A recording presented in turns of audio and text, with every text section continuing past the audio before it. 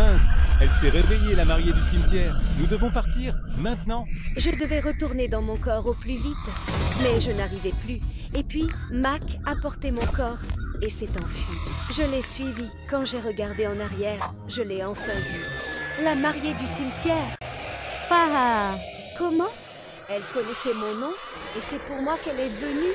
Depuis ma plus tendre enfance, j'ai eu l'impression de ne pas être à ma place. Mes parents étaient les personnes les plus avides qui aient jamais existé dans le monde.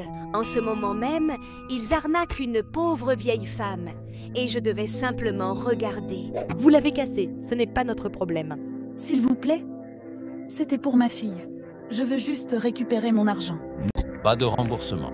Sortez, ou j'appelle la police. Je ne pouvais pas rester sans rien faire. Je devais faire quelque chose. Grand merci. Parfois, je me demandais si j'étais adoptée. Mais non, j'étais leur fille. Tu es pathétique, Farah.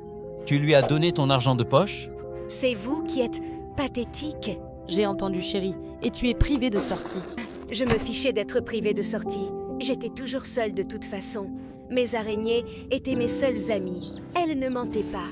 Elles ne faisaient de mal à personne, contrairement à mes parents. On pourrait penser que les choses seraient meilleures pour moi à l'école, mais non. À l'école, tout le monde me trouvait bizarre. Je n'avais pas d'amis, juste moi. Et puis, il y avait Oggy. Sa mission était de faire de ma vie un enfer. Un jour, sur le chemin du retour, quelque chose s'est produit. Il pleuvait. Et puis, soudain, une voiture a ralenti à côté de moi. C'était Oggy et sa bande, les Nightmares. J'aurais dû courir, mais je ne l'ai pas fait. Je savais ce qui allait arriver, et je ne pouvais pas l'éviter. Veux-tu qu'on te dépose, Farah? On ne veut pas que tu attrapes froid. Je voulais dire non, mais je savais comment cela finirait si je n'acceptais pas son offre. Allez, monte, on te ramènera chez toi en sécurité. D'accord, je savais que c'était une erreur. Une grosse erreur, Oggy. Ma maison est dans l'autre sens. On fait un détour. Il s'est arrêté dans un cimetière. Je détestais les cimetières. Il me terrifiait, même si j'en avais l'apparence. Voilà, c'est ton arrêt. Mais tu fais quoi là? Laisse-moi partir. Je n'arrivais pas à y croire. Ils m'ont jeté dans une tombe ouverte et on rit. Oggy, arrête, laisse-moi sortir. J'ai crié jusqu'à ce que ma gorge me fasse mal. Ils étaient partis. Y a quelqu'un? S'il vous plaît, aidez-moi. Je pensais être seule. Puis, quelqu'un est arrivé. Il ressemblait à quelque chose sorti d'un cauchemar. La peinture coulait sur son visage comme des traînées de sang. Je devais m'enfuir. Je me suis retournée pour courir, mais la boue a grippé mes pieds, me ralentissant. J'ai trébuché, heurtant le sol violemment. Mon cœur s'est emballé alors que je regardais en arrière, terrifiée. Il ne courait pas, il n'en avait pas besoin. Reste loin de moi. Et puis, quelque chose d'étrange s'est produit. C'était comme si mon âme était arrachée de mon corps. Je n'étais plus en contrôle. Je pensais être morte. Je flottais au-dessus de moi-même. Je pouvais voir le garçon me secouer, mais je ne pouvais pas le sentir. Et puis, je les ai vus. Des fantômes. Ils m'observaient. C'est à ce moment-là que j'ai repris conscience. Son visage était juste devant moi, tout barbouillé. Mais il semblait inquiet. Mais je m'en fichais. Je l'ai repoussé et j'ai couru aussi vite que je pouvais. Je suis rentrée chez moi. Mes parents se fichaient complètement que j'ai l'air d'un désastre.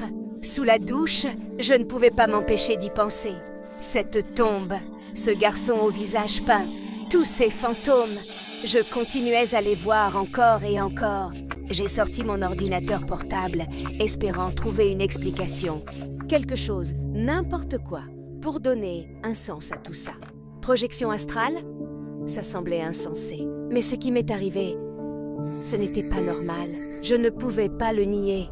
Le lendemain, après l'école et toute une journée à me cacher de Oggy, je suis retournée au cimetière. Mon regard s'est fixé sur la tombe de la nuit dernière. Et avec une profonde inspiration, je me suis prudemment avancée vers la pierre silencieuse et imposante devant moi.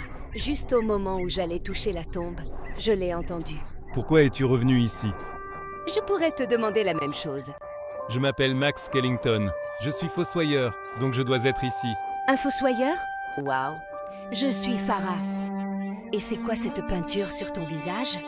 Elle me va bien, tu ne trouves pas? En plus, ça fait croire aux êtres de l'au-delà que je suis l'un d'eux. Des êtres de l'au-delà? Oui, tu en as eu un aperçu hier. Tu as attiré l'attention sur toi, le mauvais type d'attention. Alors fais demi-tour et rentre chez toi. J'aurais dû l'écouter. Je ne sais pas pourquoi, mais j'avais l'impression que... comme si cette tombe m'appelait. Comme si elle contenait quelque chose que je devais trouver, quelque chose d'important. Je ne pouvais pas l'ignorer. Mac a essayé de m'arrêter, mais j'ai réussi à toucher la tombe. Et puis je l'ai ressentie à nouveau, et soudain j'étais hors de mon corps. J'ai tourné dans les airs, regardant Mac en bas, qui est resté figé, me fixant du regard.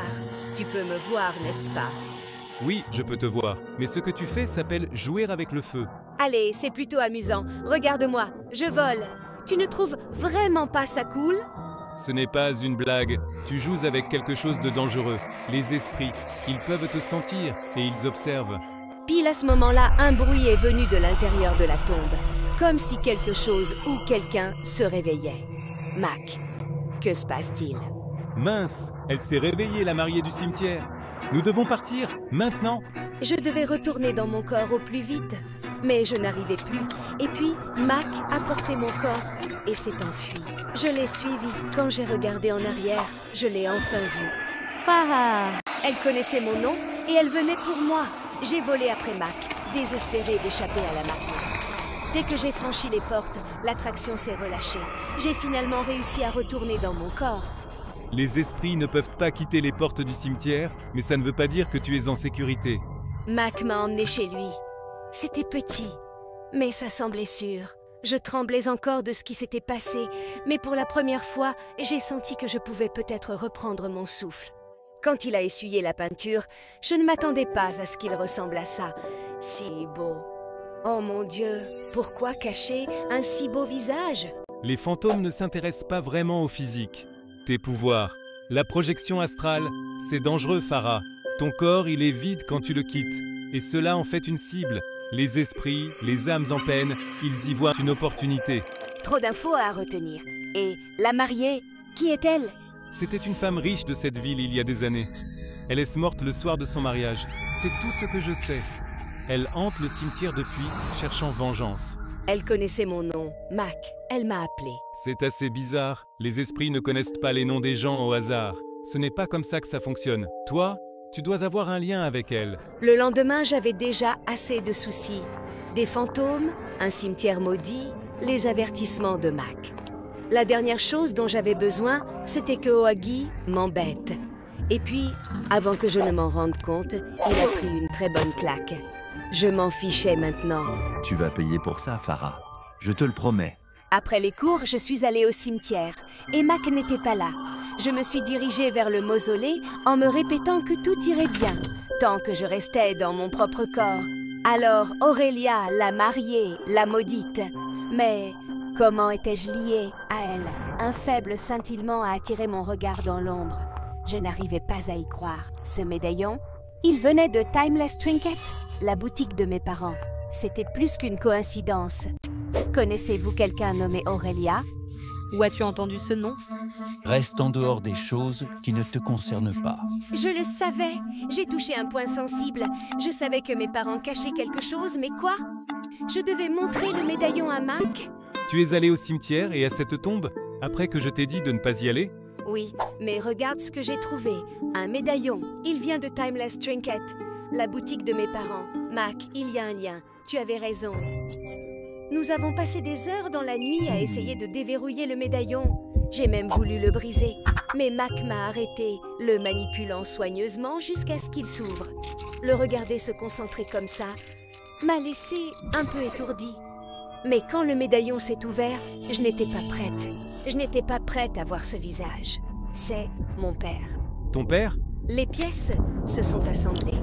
Ce n'était pas seulement à propos d'Aurélia et de la hantise. C'était lié à ma famille, quelque chose de plus sombre, quelque chose caché pendant des années. Je ne pouvais pas la voir comme Mac le pouvait. Je devais le faire à ma façon. La projection astrale était le seul moyen. Aurélia, j'ai besoin de connaître la vérité. Ton père ne t'a jamais dit, n'est-ce pas? Je l'aimais, mais il m'a trahi. C'était censé être la plus belle nuit de ma vie. Mais derrière son sourire se cachaient des mensonges. Il avait une autre femme, ta mère. Il m'a tuée cette nuit-là, pour être avec elle, et avec tous mes bijoux. Il m'a tout pris. Maintenant, tu es là, sa fille, la preuve vivante de sa trahison. L'heure de sa punition a sonné. Non, Farah, hé, laisse-la partir. Et comment comptes-tu m'arrêter? Aurélia l'a pointé du doigt et Mac a été soulevé dans les airs. Une étrange lumière a jailli de ses yeux, puis il est tombé, immobile, avec un air terrifiant. Non, qu'est-ce que tu lui as fait? Mac respirait encore, mais il ne répondait pas quand je lui secouais la main. Tu veux te venger? Punis ma famille, eux sont avides, mais laisse-le tranquille, s'il te plaît. Aurélia m'a lancé un regard froid et a plongé dans mon corps. Elle s'est déplacée dans ma maison avec une telle précision que je n'aurais jamais cru que mon corps le pourrait. Mes parents dormaient encore profondément, mais elle n'était pas venue pour les chanter des berceuses. Elle voulait qu'ils ressentent tout. Vous allez payer pour ce que vous avez fait. Mais qui est là? Elle les ramenait dans le passé, les forçant à revivre chaque chose terrible qu'ils avaient faite. Vous pensiez que j'oublierais? Je me souviens. Je me souviendrai toujours. C'est elle, c'est Aurélia. J'ai regardé alors qu'ils s'effondraient. Le pouvoir qu'ils avaient sur moi disparut. C'est fini. Et juste comme ça, elle les a brisés. Le silence après leur effondrement était lourd, presque insupportable. Mais alors, de nulle part, la sonnette a retenti. Vive et perçante, j'ai senti mon cœur s'accélérer. Qui cela pouvait-il être? Oh mon Dieu! C'est Ohagi et les Nightmares. Ils sont là pour moi? Je ne m'étais jamais vue aussi confiante et cruelle que lorsqu'Aurélia s'est dirigée vers la porte. Que veux-tu, jeune homme? Tu pensais pouvoir te cacher de moi, Farah? Je n'en ai pas fini avec toi. Et puis, sans avertissement, toutes mes araignées sont apparues de nulle part.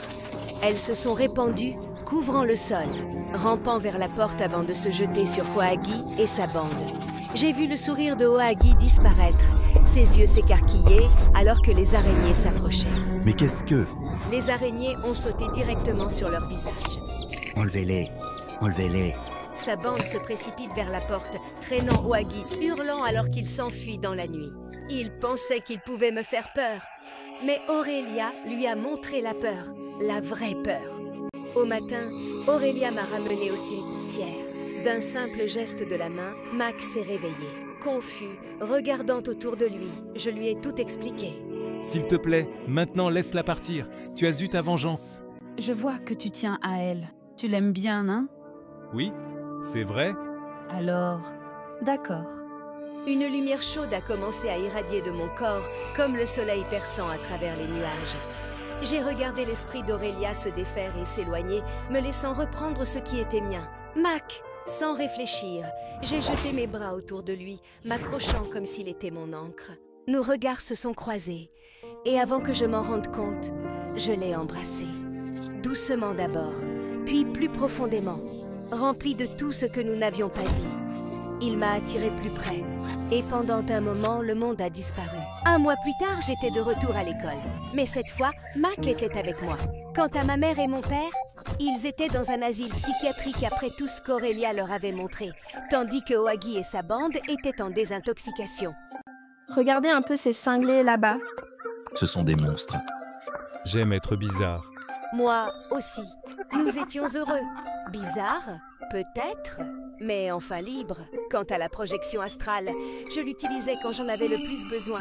Parfois, on a juste besoin d'un petit coup de pouce supplémentaire.